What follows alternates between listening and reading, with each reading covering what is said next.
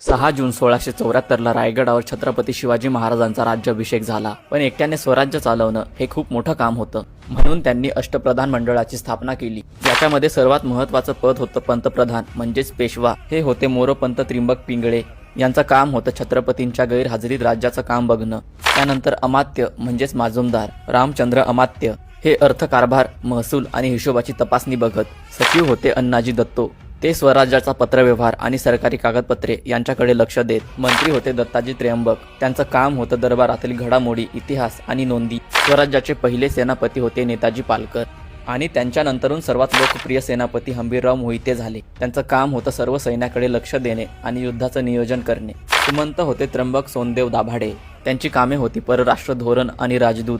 न्यायाधीश होते निराजी रावजी. यांच्याकडे न्यायव्यवस्था, कायदा आणि शिक्षा ही कामे होती. आणि शेवटचं पद होतं पंडितराव. हे होते रघुनाथ पंत.